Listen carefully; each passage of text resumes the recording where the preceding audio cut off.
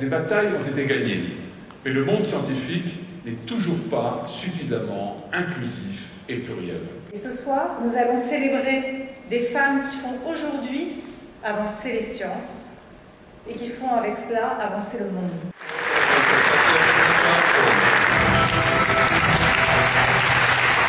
C'est une très belle récompense.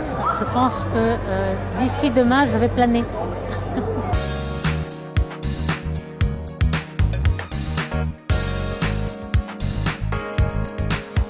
Donc j'y vais.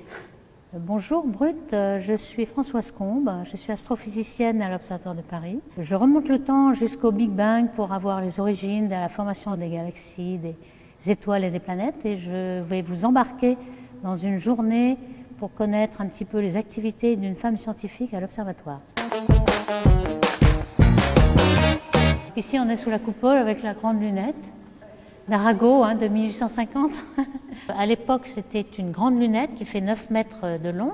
Aujourd'hui, évidemment, on a fait énormément de progrès dans la technique, l'observation des astres.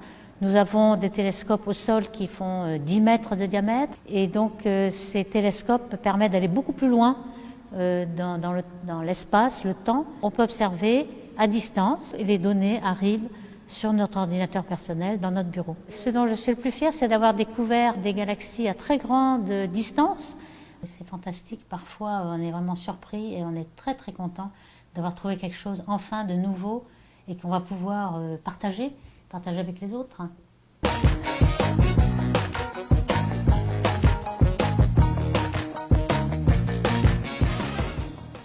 J'ai passé une période un petit peu difficile parce que j'ai eu 3 enfants, mais j'ai eu la chance d'avoir un mari qui s'occupait beaucoup des enfants aussi. Mais il est vrai que j'ai eu aussi pas mal de problèmes pour trouver un poste permanent. Il a fallu attendre après la thèse 14 ans, donc c'était difficile. Les femmes sont aussi méritantes que les hommes et donc j'essaie de les pousser le plus possible. Une de mes premières étudiantes, c'était justement Fabienne Casoli, qui est aujourd'hui présidente de l'Observatoire de Paris. Oh, Françoise, prends place. Françoise Combe, pour moi, c'est ma directrice de thèse. Donc ça remonte à un certain temps. Donc ça a été mon modèle. Et on perd énormément de force, je pense, en sciences, si on n'embarque pas les femmes. Ça ne va pas dans le bon sens. La place des femmes n'augmente pas, malgré toutes les actions qu'on peut faire de sensibilisation, qu'il faudrait, à mon avis, commencer dès le primaire. Allez, Brut, je vous embarque avec moi pour la cérémonie. On fait beaucoup de cérémonies pour les prix des hommes. Et pour les femmes, on n'en fait pas assez. Donc L'Oréal et l'UNESCO se sont mis d'accord pour, en effet, rendre visibles les femmes en sciences. Et ça, c'est très important pour un modèle que l'on donne aux jeunes filles qui veulent se consacrer à la carrière scientifique. Donc il faut qu'elles sachent que c'est possible et qu'il y a des gens qui l'ont fait avant elles, donc elles peuvent s'identifier. Alors, qu'est-ce que ça vous fait de pouvoir en... Très bizarre, très très bizarre. C'est surprenant, n'est-ce pas? On dirait que je fais de la publicité. La publicité pour les galaxies, c'est une bonne publicité.